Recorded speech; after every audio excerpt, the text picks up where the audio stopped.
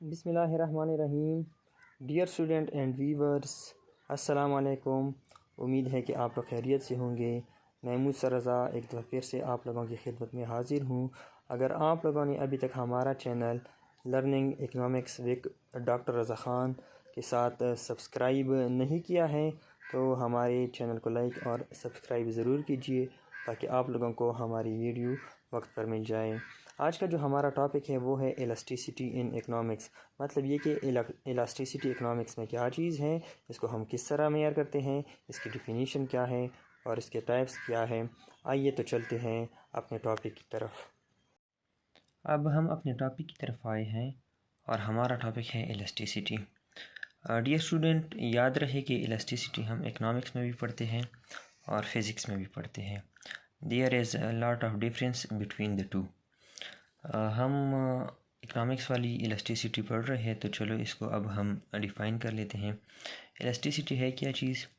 Elasticity का मतलब ये है इकनॉमिक्स की पॉइंट ऑफ व्यू से कि the change in one economic factor due to the change in another. मतलब ये जब एक इकनॉमिक वेरिएबल इफ़ेक्ट हो जाए तो उस चेंज की वजह से दूसरे वेरिएबल पर क्या असर आ जाता है, इसको इलास्टिसिटी कहते हैं। हमारे पास इलास्टिसिटी की मुख्तलिफ़ किस्में हैं। There are different types of elasticity. हमारे पास जो है इसकी मुख्तलिफ़ किस्में हैं। जो सबसे पहले है उसको हम कहते हैं कि elasticity of demand. Elasticity of demand.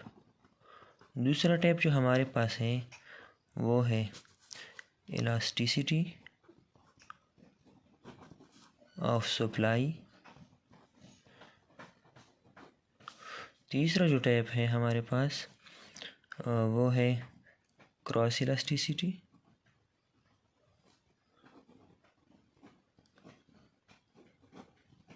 और चौथा जो है वो है एडवर्टाइजिंग इलास्टिसिटी।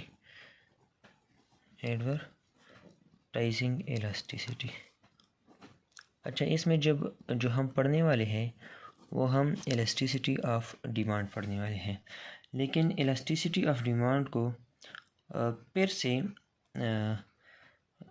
कई हिस्सों में तकसीम किया गया है।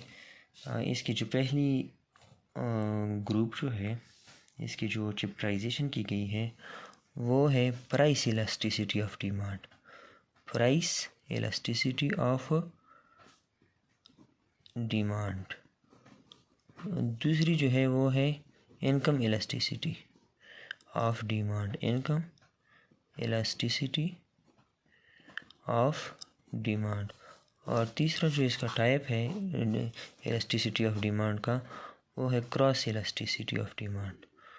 Cross elasticity of demand. अच्छा, अब प्राइस इलास्टिसिटी ऑफ डिमांड क्या है?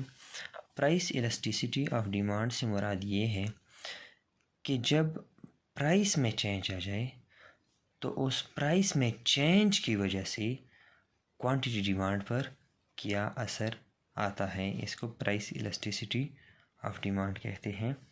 मैथमेटिकली हम इसको इस तरह लिखते हैं कि प्राइस इलास्टिसिटी ऑफ डिमांड जो हमारे पास बराबर है उसका मतलब ये है कि change in quantity demanded due to change in price. मतलब ये कि जब प्राइस में चेंज आ जाए तो उस चेंज की वजह से क्वांटिटी डिमांड पर क्या असर पड़ता है। नेक्स्ट है इनकम इलास्टिसिटी। ये भी बहुत सिंपल है। Income sorry for this. Income elasticity of demand का मतलब ये है कि change in quantity demand due to change in income. मतलब ये कि जब इनकम में चेंज आ जाए तो उसकी वजह से क्वांटिटी डिमांड पर क्या असर पड़ता है। और जो लास्ट है वो क्रॉस इलास्टिसिटी ऑफ डिमांड है। ये बहुत टेक्निकल है। इसका मतलब ये है कि जब एक कमोडिटी की प्राइस में चेंज आ जाए तो दूसरे कमोडिटी पर उसका क्या असर आता है। क्रॉस इलास्टिसिटी ऑफ डिमांड का मतलब ये है कि change in quantity demand of commodity X due to change in price of Y. Cross elasticity का मतलब ये है कि फॉर एग्जांपल हमारे पास दो प्रोडक्ट है, एक है एक्स और दूसरा है वाई।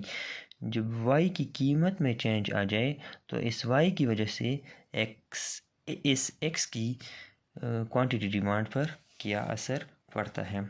ये जो इलास्टिसिटी ऑफ डिमांड है हमारे पास, इलास्टिसिटी ऑफ डिमांड जो है हमारे पास, ये इलास्टिक भी हो सकता है, इन इलास्टिक भी हो सकता है, और जो आखिरी है वो है यूनिटरी इलास्टिक भी हमारे पास हो सकता है। यूनिटरी इलास्टिक, इलास्टिक का मतलब क्या है? इलास्टिक का मतलब ये है कि जब प्राइस में थोड़ा चेंज आ जाए और उस थोड़े चेंज की वजह से डिमांड में ज़्यादा चेंज आ जाए तो इसको इलास्टिक डिमांड कहा जाता है। इन इलास्टिक डिमांड से क्या मुराद है?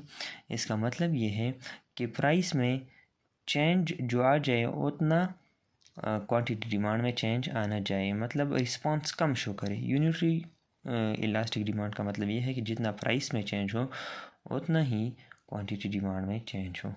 अगर आप लोगों को हमारी वीडियो पसंद आई हो तो हमारे चैनल को लाइक और सब्सक्राइब ज़रूर कीजिए।